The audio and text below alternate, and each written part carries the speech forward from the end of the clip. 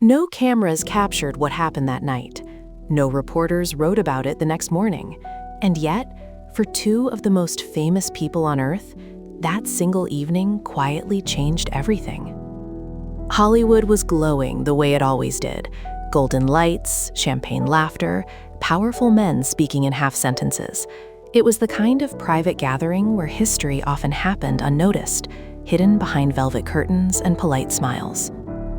Marilyn Monroe sat among them, dressed flawlessly, her smile perfectly practiced.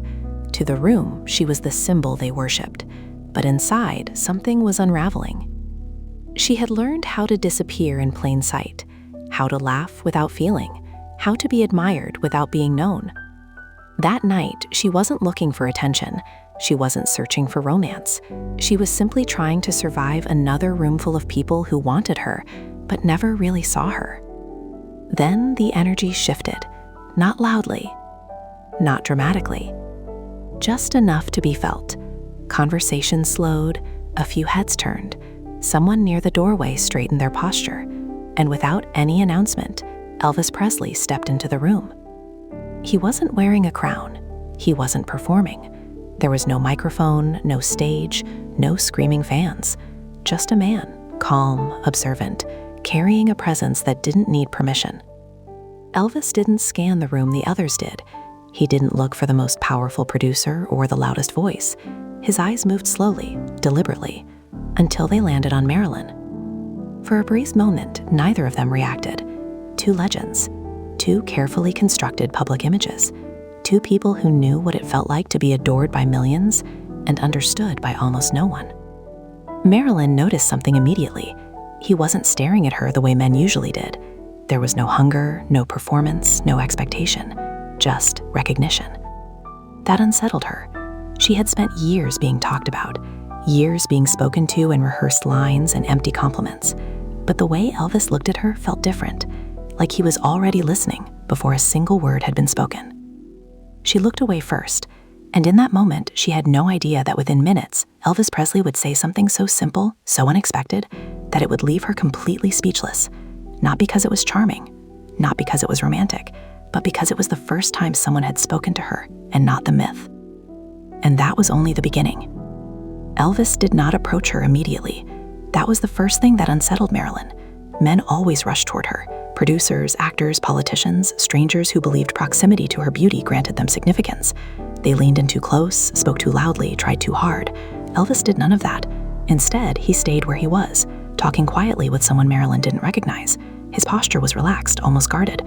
He laughed once, softly, not for attention, but in response to something genuinely amusing. It was the kind of laugh that didn't ask the room to notice. Marilyn watched him without meaning to. She told herself she was only curious. Another star in another room, another night to get through. But something about him resisted the category she was used to placing men into. He wasn't performing confidence, he wasn't hiding insecurity either. He seemed centered. That disturbed her more than arrogance ever could. Marilyn had spent years mastering the art of reading rooms. She could sense desire before it was spoken, manipulation before it revealed itself. Survival had taught her that. But Elvis felt unreadable. And unreadable men were dangerous. She shifted in her chair, adjusting the hem of her dress, reminding herself to breathe evenly. To the outside world, she was still Marilyn Monroe, effortlessly radiant, untouchable. Inside, she felt the familiar pressure building behind her ribs. Don't let it show. Don't let anyone see. She glanced down at her drink, untouched. She hadn't wanted alcohol tonight. Alcohol loosened the carefully constructed walls she relied on. Tonight, she needed control. Across the room, Elvis finally looked away. For a brief second, Marilyn felt an irrational wave of disappointment. She didn't like that. She didn't like wanting anything. Not attention, not validation, not curiosity. Wanting things had never ended well for her. Her thoughts drifted backward, the way they often did when she felt overwhelmed. She remembered being Norma Jean, before the studios, before the contracts, before the voice that wasn't quite hers, back when silence wasn't dangerous yet, back when she still believed being loved meant being safe. Hollywood had taught her otherwise. Here, affection was transactional. Compliments were investments. Kindness always came with an invisible receipt. That was why Elvis confused her. He hadn't complimented her. He hadn't acknowledged her presence. He hadn't tried to claim space near her orbit. And yet, somehow, she felt seen. Minutes passed, or maybe seconds. Time behaved strangely in rooms like this. Someone leaned in to speak to Marilyn, another actor, his name lost to history. She smiled, nodded, responded automatically. She had perfected the skill of being present when being elsewhere. Her body participated. Her mind drifted. She felt it before she saw it. Elvis was moving. Not directly toward her, but closer, circling the room slowly, stopping to exchange a word here, a nod there. Each step felt deliberate, unhurried, like he wasn't chasing a moment, he was waiting for the right one. Marilyn's pulse picked up against her will. This is ridiculous, she thought. He's just a man. But men had never made her feel like this before a single word was spoken. When Elvis finally stood a few feet away, Marilyn could sense his presence like a change in temperature. He didn't crowd her space, he didn't loom. He simply existed nearby, as if giving her the option to notice him or not. She noticed. Up close, he didn't look like the posters. He looked tired. Not physically, emotionally. His eyes carried something heavy, something restrained. She recognized it immediately. Loneliness. Not the loud, desperate kind, the quiet kind. The kind that came from being constantly surrounded and deeply alone. Their eyes met. For the first time that night, Marilyn didn't look away. The room seemed to contract, as if the space between them had become charged. Conversations faded into background noise. The clinking of glasses sounded distant, unreal. Elvis spoke to someone beside her first, exchanging a brief, polite sentence. Then he turned to Marilyn. Not dramatically, not nervously, just calmly. She waited for the familiar script, the praise, the charm, the well-rehearsed opening line. She braced herself for disappointment. Instead, Elvis paused, just long enough to make the silence noticeable. That pause did something to her. It felt respectful, intentional. As if he was considering not what to say, but whether he should say anything at all. And then he spoke. Not yet the words that would undo her, but something close. "Mind if I stand here for a moment?" he asked quietly. Not "may I join you?" Not "it's an honor to meet you." Just permission. Marilyn blinked, caught off guard. "Yes," she said, her voice softer than she intended. "That's fine." Elvis nodded, as if genuinely grateful, and stood beside her, not facing her directly, but angled slightly toward the room. No pressure, no expectation. They stood in silence, and strangely, Marilyn didn't feel the need to fill it. That was new. She became acutely aware of herself, the rise and fall of her breath, the tension in her shoulders slowly easing. She hadn't realized how tightly she'd been holding herself together. Elvis glanced at her again, briefly. "You ever feel like rooms like this are louder when everyone's quiet?" he asked. The question landed somewhere deep. Marilyn didn't answer immediately, because no one had ever asked her something that honest without wanting something in return. Finally, she smiled. Not the Marilyn smile, but a smaller one. "Yes," she said, "all the time." Elvis nodded, as if that confirmed something he already knew. They stood there a moment longer, and Marilyn had no idea that what he was about to say next, the first real words, would reach a place inside her no one had ever touched. Not lovers, not fame, not the world. That moment was coming, and she was completely unprepared for it. For a few seconds, neither of them spoke. The silence between Elvis and Marilyn wasn't awkward. It was heavy, deliberate, charged with things neither of them knew how to name. Around them, the party continued as if nothing extraordinary was happening. Glasses clinked, laughter erupted and faded. Someone nearby told a loud story meant to impress. None of it reached them. Marilyn felt strangely removed from the room, as if she and Elvis were standing inside a pocket of stillness carved out of the noise. She was used to men filling silence quickly, afraid of what might surface if they didn't. Elvis wasn't afraid of it at all. He seemed comfortable letting the moment breathe. That, more than anything, made her uneasy. She turned her head slightly toward him, studying his face without fully committing to eye contact. Up close, she noticed the subtle tension in his jaw, the way his eyes didn't wander. He wasn't distracted by the room. He was present, completely. Marilyn realized something then that sent a quiet shiver through her chest. He wasn't trying to impress her. He wasn't trying to win anything. He was simply there. Elvis finally spoke again, his voice low enough that it didn't invite anyone else into the conversation. "You ever get tired of being the quietest person in the loudest room? The question hit her harder than she expected. Marilyn felt her breath catch before she could stop it. That wasn't a line. That wasn't charm. That was observation. That was someone noticing the part of her she worked hardest to keep hidden. She laughed softly, out of reflex, the sound delicate and automatic. "People don't usually think of me as quiet," she said. Elvis didn't smile. He didn't argue. He simply nodded once. "That's because they're listening to the noise," he replied, "not to you." The words settled slowly, like dust after something breaks. Marilyn stared ahead, her fingers tightening slightly around the glass in her hand. No one had ever separated those two things before, the noise and her. She had spent years believing they were the same. She swallowed, feeling exposed in a way that felt both terrifying and relieving. "And what do you hear?" she asked, before she could talk herself out of it. Elvis hesitated. It wasn't a dramatic pause, but it was noticeable, like he understood that whatever he said next would matter. He turned his body toward her fully now, not invading her space, but not avoiding it either. His eyes met hers, steady and unguarded.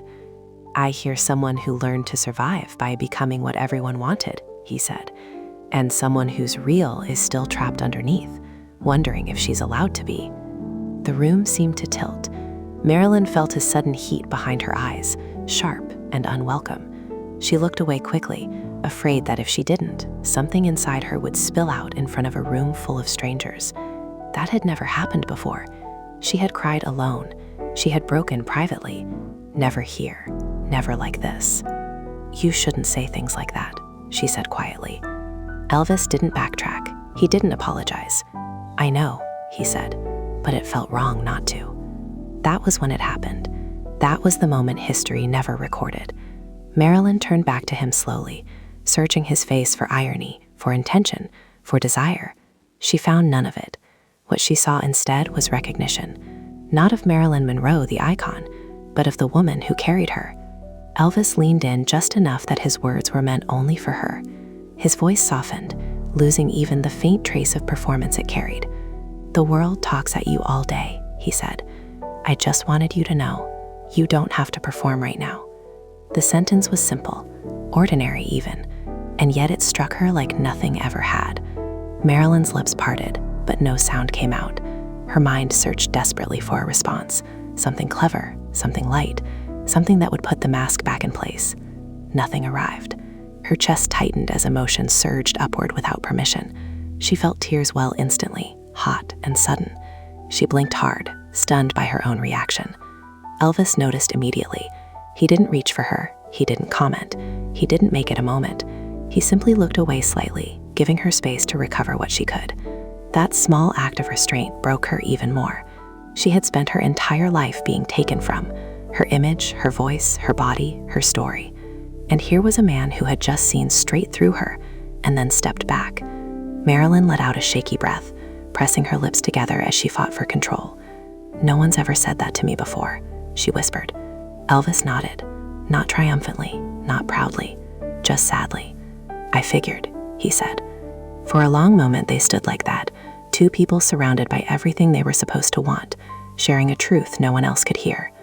Marilyn felt something inside her shift, something fragile cracking open after years of pressure. She wasn't sure whether to be grateful or afraid, maybe both. Somewhere across the room someone called her name. The spell fractured. Marilyn straightened instinctively, the practiced posture returning, the smile hovering just beneath the surface. She glanced toward the voice, then back at Elvis. "I should," she began. Elvis nodded. "Yeah," he said gently. She hesitated, then surprised herself by adding, "I'm glad you stood here." Elvis met her eyes one last time. "Me too." She walked away then, her steps measured, composed, indistinguishable from every other exit she'd ever made. But inside, nothing was the same. The noise felt louder now, the room harsher, the distance between who she was and who she pretended to be suddenly unbearable. And behind her, Elvis remained where he was, watching her disappear into the crowd, knowing he had said exactly what he needed to say. He had no idea what it would cost her later, or how deeply those words would stay, or that this brief exchange would follow both of them long after the night ended. Some words don't fade, they wait. And this was only the beginning. Marilyn did not sleep that night. She lay in the dark, staring at the ceiling as the city hummed faintly beyond the walls of her home. The room felt unfamiliar, like it belonged to someone else. Every time she closed her eyes, the same sentence replayed itself. Not loudly, not dramatically, but with an unbearable clarity. You don't have to perform right now. It wasn't poetic, it wasn't romantic, and yet it dismantled something she had spent her entire adult life constructing. She had built Marilyn Monroe piece by piece, carefully, strategically, because the world demanded her. But no one had ever told her she could set that version of herself down, even for a moment, especially not a man who needed nothing from her, especially not Elvis Presley. She turned onto her side, pressing her palm against her chest as if to calm the tightness there. She had been admired, obsessed over, desired by millions. None of that had prepared her for being understood in a single sentence. That was what frightened her. Understanding created vulnerability, and vulnerability had always been punished in her life. The next morning, Hollywood returned to its routine cruelty. Calls came in, schedules were adjusted, scripts were discussed. Marilyn moved through it all in instinct, smiling when expected, nodding when required. But something was off. The mask felt heavier now that she knew she could take it off. That knowledge alone was dangerous. She found herself listening differently to the people around her, hearing the emptiness beneath their words. Compliments felt thinner, flirtation felt exhausting. She wondered how many times Elvis had felt the same thing in rooms full of screaming fans, how often he had been reduced to a symbol instead of a person. She didn't know why she cared. She told herself she didn't, and yet when his name came up in conversation later that day, her body reacted before her mind could stop it. Someone mentioned a tour, someone joked about his fame. Marilyn said nothing, but inside she felt a strange protectiveness rise, sharp and unexpected. That surprised her almost as much as the night before. Elvis, meanwhile, was unsettled in a way he hadn't anticipated. He had spoken the truth without thinking about consequences, something he rarely allowed himself to do anymore. He was used to restraint, to managing expectations, to keeping pieces of himself guarded. But with Marilyn, the words had slipped out naturally, as if they had been waiting. He replayed the moment in his mind, not with regret, but with concern. He had seen the tears she tried to hide. He knew that look. He had worn it himself. He understood what it meant to be cracked open and then sent back into the noise as if nothing had happened. Elvis worried that he had done something selfish without realizing it. That he had given her something she couldn't afford to hold on to in a world that consumed people like her. Days passed. There was no dramatic follow-up, no letters, no phone calls, just distance and memory. And yet, the encounter lingered, quietly reshaping the way both of them moved through their lives. Marilyn became more restless. She questioned roles she once accepted without resistance. She pushed back gently in meetings, asking for changes, asking for respect, asking to be heard. Some people noticed. Most didn't like it. Whispers followed. She was difficult. She was unstable. She was emotional. Marilyn recognized the familiar pattern immediately. The industry only celebrated women who stayed manageable. She wondered if this was the cost of no longer performing all the time. Late one evening, she stood alone in front of her mirror, studying her reflection. For the first time in a long while, she didn't try to correct what she saw. She didn't rehearse an expression. She simply looked. "Who are you?" she whispered, unsure whether she was asking herself or the image the world had created. Across the country, Elvis sat in a hotel room that felt just as empty. Applause still followed him everywhere. Fame still wrapped around him like armor. But something had shifted. He found himself pulling back from conversations that felt hollow, growing impatient with people who only wanted the surface version of him. He realized that in one brief exchange, Marilyn had seen him too. Not the king, not the voice, the man beneath it all, standing quietly in a room, listening instead of being heard. That recognition stayed with him. It made him lonelier, but it also made him more honest with himself than he had in years. They never spoke about that night publicly. History moved on without recording it. But privately, the encounter became a reference point, a line dividing before and after. For Marilyn, it was the moment she realized the performance had an alternative. For Elvis, it was the moment he remembered why silence could matter more than sound. They would cross paths again, briefly, distantly, always surrounded, always careful. But nothing would ever replicate that first exchange, that single sentence that slipped through the cracks of fame and landed somewhere real. Some moments don't announce themselves as turning points. They don't arrive with certainty or closure. They simply change the way you breathe afterward. And long after the night faded, long after the room emptied and the noise returned, both of them carried the weight of what had been said, not as a memory to relive, but as a truth they could never unlearn. And that truth would follow them into every spotlight, every silence, and every choice still waiting ahead. Time did what it always did best. It moved forward without asking permission. Hollywood kept producing myths, audiences kept consuming them, and the world continued to pretend that legends were indestructible. Marilyn Monroe returned to sets where lights were hotter than honesty, and affection was always conditional. Elvis Presley stepped back onto stages where sound drowned out thought, and applause replaced connection. Outwardly, nothing had changed. Internally, everything had. Marilyn began to notice how quickly people corrected her when she stepped outside expectations. When she spoke seriously, they joked it away. When she questioned decisions, they labeled it instability. She recognized the pattern clearly now, and that clarity came with a cost. She felt more alone than she ever had, because once you realize the performance is optional, continuing it becomes unbearable. There were nights when she almost reached for the phone, almost searched for a way to hear Elvis's voice again, not because she wanted comfort, but because she wanted confirmation that the moment had been real, that she hadn't imagined being seen. She never called. Some truths felt too fragile to risk being disproven. Elvis felt the pull too, though he rarely admitted it to himself. On tour, surrounded by crowds who screamed his name, he found his thoughts drifting back to a quiet room and a woman who hadn't asked him to be anything more than present. He wondered if he should have followed up, if silence had been the wrong choice. But Elvis understood something about survival that few people did. Some connections exist only because they are brief. Trying to extend them can destroy what made them honest in the first place. And so he carried the memory privately, like a note held too long in the chest. As years passed, both of them changed in ways the public would later misinterpret. Marilyn's vulnerability deepened. Elvis's isolation hardened. Critics would speculate. Biographers would invent reasons. None of them would land on the truth. Because the truth didn't fit a headline. The truth was quiet. It was a sentence spoken without witnesses. It was the permission to stop performing, given once and never repeated.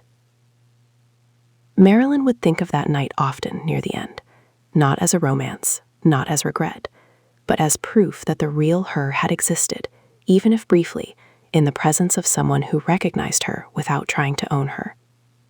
That mattered more than any love story.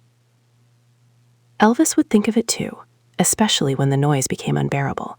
He would remember that there had been a moment when words had been enough, when silence had been shared instead of feared. That memory kept him human when the world insisted on turning him into something else. They never publicly acknowledged what happened.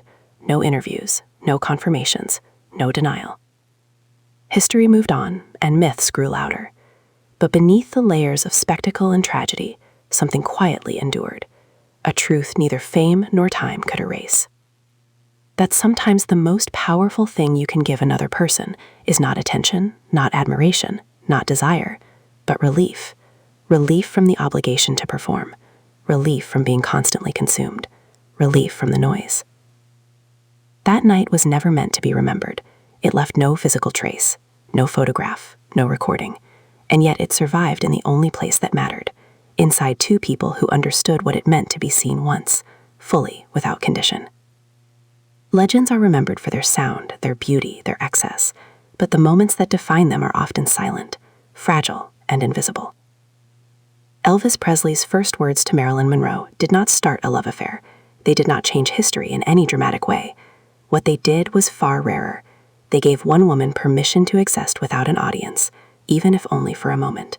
And they reminded one man that presence could matter more than performance.